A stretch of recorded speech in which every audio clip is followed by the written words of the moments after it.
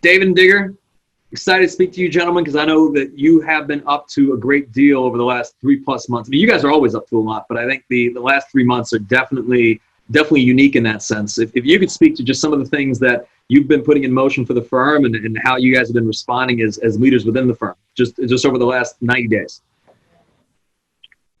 You want me to go first? I'll go first. I mean, it's been a whirlwind. You know, we had just moved into a new office. We had hired a bunch of new employees. We're in the process of training new employees, and then the shutdown order hits. And thankfully, we had implemented or had been using Zoom and Zoom conferencing on a very limited basis before this all hit.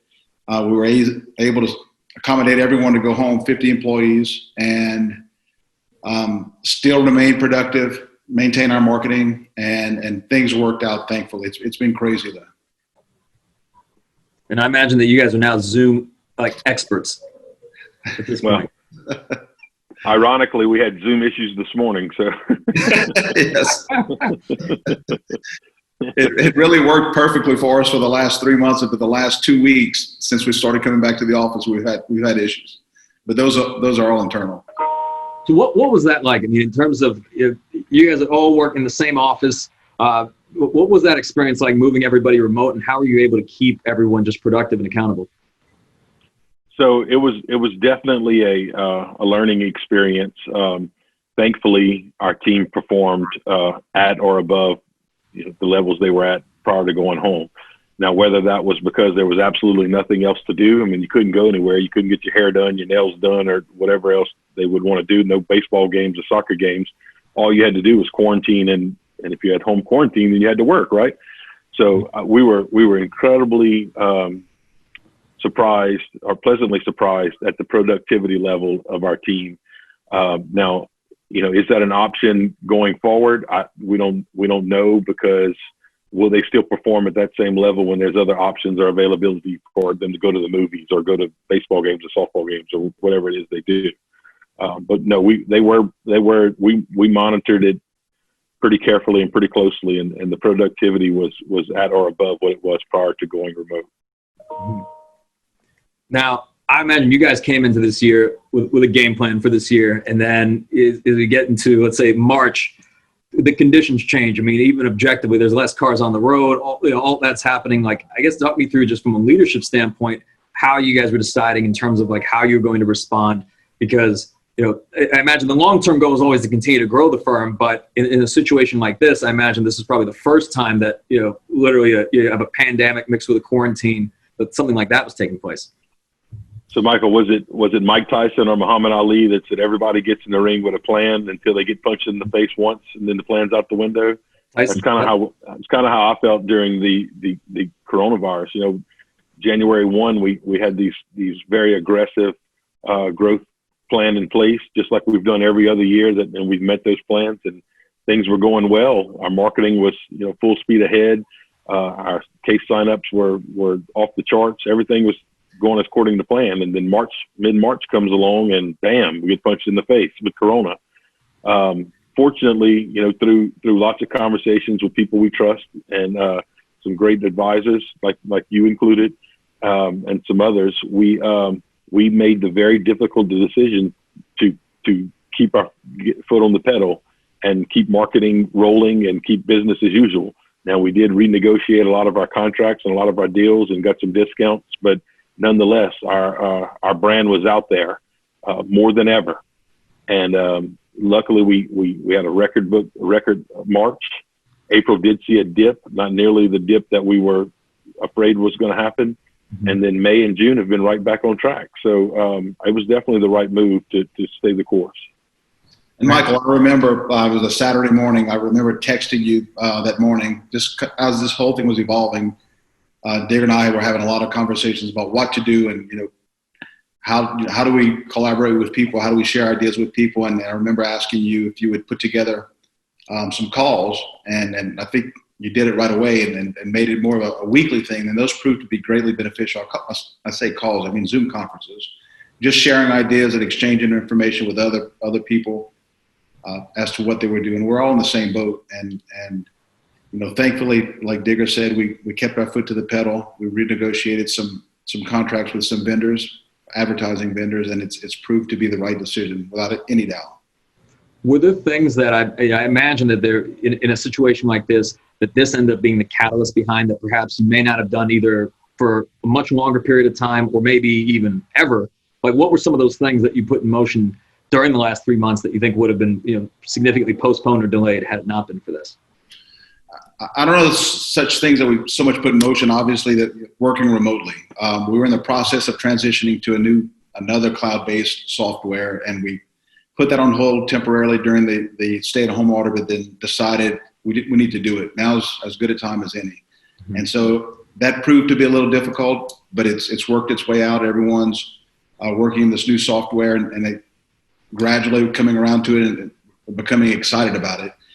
But if nothing else, I think we've proved to ourselves that we can adapt, and that we have a great team that we've surrounded ourselves with who are willing to adapt and move forward with us.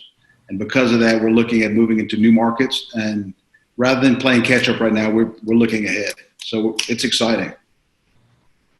Yeah, we took that opportunity to really, while the call volume had decreased somewhat, we took that opportunity to make sure we were in constant contact with our clients and just identify any needs that they had and just reassure them that we were still working on their case, although be it remotely.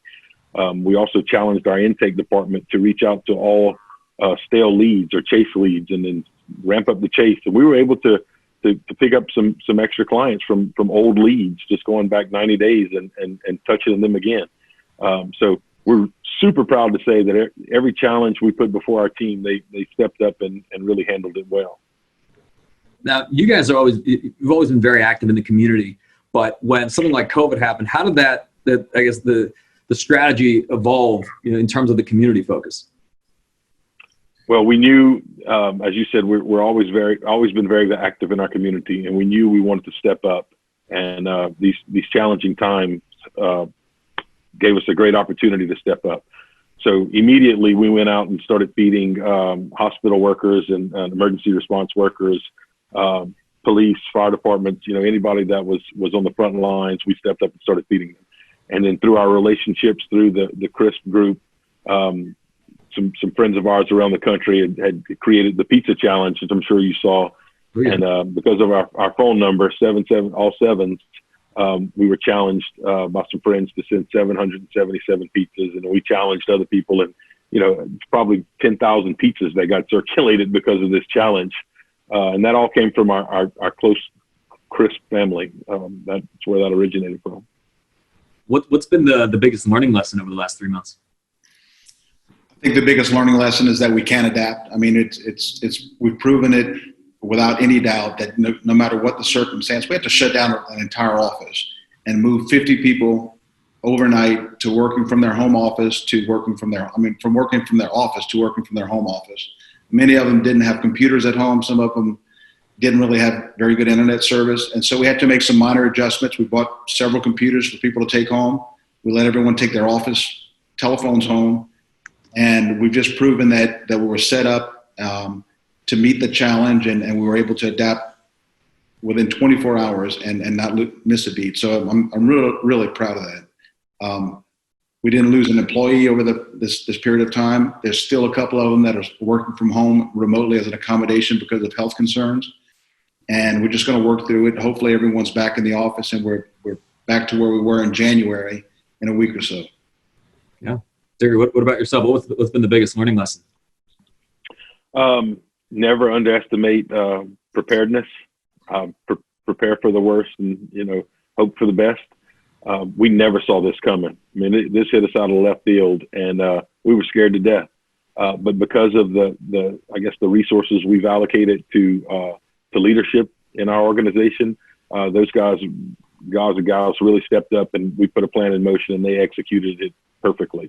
And because of that, we were able to stay on top. And it was a scary situation, but looking back, we handled it probably about as good as we could. And also looking back, I'm pretty sure we gained market share because a lot of our competitors chose not to take the path that we took. And because of that, we were able to really, really grab a larger chunk of the market share in our markets. And, and outside of even the business, I know that there was a lot of personal transformation that was taking place as well. I mean, I know for you, I see you on that Peloton bike almost every single day. I think this quarantine may have been like a fitness revolution, like the extreme makeover or something. But I guess you guys could speak to that aspect, because I know that's oftentimes just as important to be able to lead. Yeah, at the last conference we were together, everyone was talking about their commitment to themselves rather than just to their craft or to their job or to work. But as big or bigger part of their lives was their commitment to themselves. So I took it to heart and followed your lead, Michael. And it's really, I can attest, it's been a life-changing deal for me. Man. What about you, David? I know that you haven't seen David in person yet, but he's half the person he was last time you saw him. And I mean that in a good way. And likewise, I didn't step up quite as much as Digger did, but I've gotten very active where I'd become very complacent and very immobile, for lack of a better term, just bogged down in work and with all the activity that we had going on. But I've learned, I had a couple of kids come home during this pandemic and lived at home, and it's really given me an opportunity to reconnect with some of my family and kids and spend time with them and just appreciate who they are. And so I've really enjoyed that part of it. I mean, there's been a silver lining despite the horror of what went on and the uncertainty of everything around us. We've come out of it, and I feel stronger because of it. And as we close this out, how do you guys see the legal industry or even law firms evolving as a result of this experience? I think everyone's going to have to look at the possibility or the requirement of working remotely. And I think that everyone's also going to have to look back and say, did I make the right decision by curtailing my advertising spend? Did I lose market share because I didn't do it? Did I treat my employees the way I should have treated my employees? I know that a lot of firms laid people off, and those are right pickings for us now. We're looking to hire some more people, and they're out there for us. And so I think just the way that we treated our employees, the way that we're able to turn on a dime, are going to pay huge dividends to us down the road. And they're already paying dividends. Yeah, expanding on David's point, with the availability to work remotely or do what we do remotely, we've always been limited to the talent pool of our geographical area. And now that talent pool is literally anywhere in the world. If they can work remotely, we can get the best of the best IT department in the world, or the best marketing people in the world, or the best CFOs in the world, or whatever it may be. If they have the ability to work remotely, then why limit your talent pool to your geographical location? Love it. And I commend you guys for especially not just holding the course, but even doubling down at a time where, I mean, it's easy now, I think, for someone to look back in hindsight and say, yeah, that was a good decision. But at the time, when you don't know where, what's going to take place, how long we're going to be quarantined, where the next call is coming from, I think those are the defining moments where most people, they'd rather kind of stick it out and wait and see what happens, as opposed to making those decisions at that time. One of the most telling things to me, I'm not going to say any names, is someone very close to me had a job application pending with a law firm in a neighboring city. And they just recently reconnected to see if the job was still available. And the response was, no, we haven't had an intake in a month. And so that told me everything I needed to know that we made the right decision.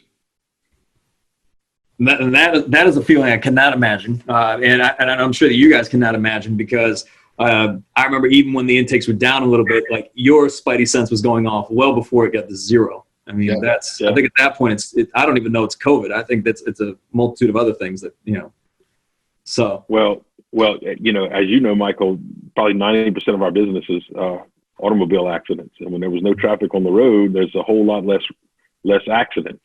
So I found myself over the weekend caught in traffic, and I'm not complaining anymore. I won't bitch about traffic anymore. Excellent. Well, thank you guys. I appreciate you sharing all of this.